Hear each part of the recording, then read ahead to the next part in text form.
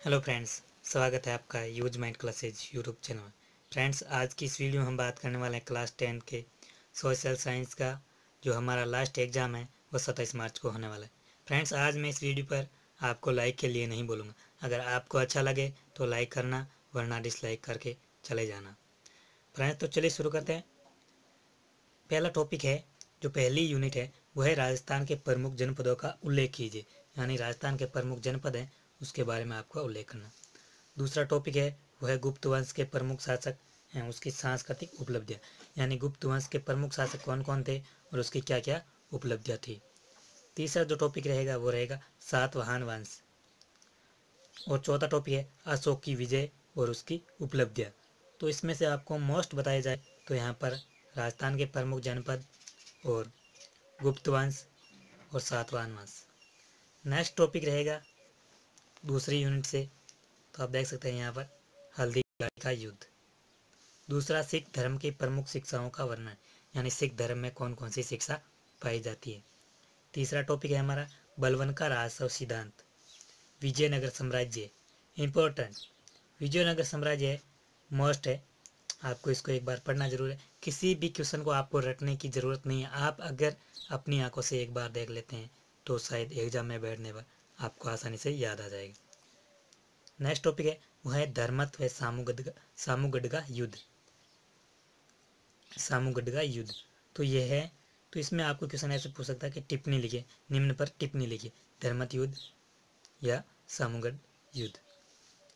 Next topic रहेगा वो रहेगा राजस्थान के प्रमुख किसान आंदोलन।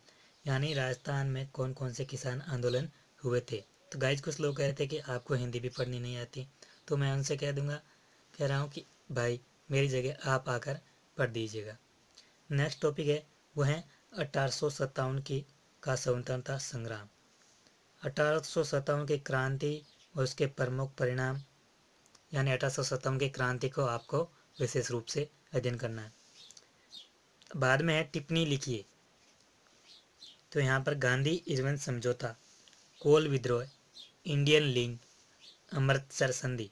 इसके अलावा आप असहयोग आंदोलन, सविनय अवज्ञा आंदोलन, चोरा चोरी कांड, रोलेट एक्ट, यानी जो आपको याद है उसको मैंने नहीं लिया। मेरे हिसाब से परीक्षा में संभावित जो पूछे जा सकते हैं वो है गांधी इरविन समझौता, कोल विद्रोह, अमृतसर संधि। इसका मोस्ट बात की जाए तो यहाँ पर आएगा राजस्थान के प्रमुख किसान आंदोलन।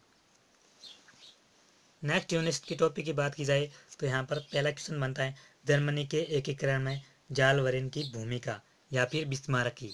यानी जर्मनी के एकीकरण में जालवरिन की क्या भूमिका रही थी या फिर बिस्मारक की। दूसरा टॉपिक रहेगा औद्योगिक क्रांति से हुए आविष्कार। यानी औद्योगिक क्रांति से कौन कौन से आविष्कार हुए थे।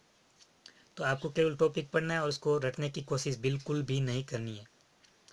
नेक्स्ट टॉपिक रहेगा वो रहेगा प्राग संधि, गैरीबाल्डी, गैस्टाइन समझौता, उस पर आपको टिप्पणी लिखनी है। नेक्स्ट टॉपिक है हमारा आधुनिक जर्मनी का जन्मदाता नेपोलियन था, क्या आप इस कथन से सहमत हैं। तो ये क्वेश्चन इंपॉर्टेंट और ये नेक्स्ट है जो है लोकतंत्र की परिभाषा तथा इसके रूप। यानी इसके कौन कौन से रूप है या कौन कौन से प्रकार, या कितने प्रकार का होता है लोकतंत्र। दूसरा टॉपिक है लोकतंत्र के गुण या दोष। यानी लोकतंत्र में कौन कौन से गुण पाए जाते हैं और उसमें कौन कौन से दोष यानी कौन कौन सी कमियां पाई जाती है। तीसरा टॉपिक है लोकतंत्र के पक्ष व विपक्ष में तर्क। यानी आपको लोकतंत्र के कुछ तर्क है वो पक्ष में देने हैं, कुछ है वो विपक्ष में तर्क देने हैं। गाइज, वीडियो थोड़ा बड़ा हो रहा है तो वीडियो को स्किप नहीं कीजिए, क्योंकि अभी जो क्वेश्चन आ रहे हैं वो आ रहे हैं 6 नंबर वाले क्वेश्चन। तो अब हमारा नेक्स्ट टॉपिक है वो है केंद्र सरकार से संबंधित। तो यहाँ पर पहला है मंत्रिमंडल का गठन या शक्तियाँ, या फिर मंत्रिपरिषद का गठन और उसकी प्रमुख शक्तियाँ। दूसरा टॉपिक बनेगा प्रधानमंत्री का निर्वाचन, कार्य, शक्तियाँ व अधिकार। इसकी जगह आपको उपराष्ट्रपति, प्रधानमंत्री या उपराष्ट्रपति, तो मेरे हिसाब से तो प्रधानमंत्री को आपको पढ़ ही लेना चाहिए 2 बार। नेक्स्ट टॉपिक है सर्वोच्च न्यायालय का गठन, शक्तियाँ और क्षेत्र अधिकार। इंपॉर्टेंट क्वेश्चन, सर्वोच्च न्यायालय। नेक्स्ट टॉपिक है न्यायिक पुनर्विलोकन। यह क्वेश्चन भी आने के चांस हैं, तो मेरे हिसाब से ये दोनों क्वेश्चन आपको 2 बार पढ़ने।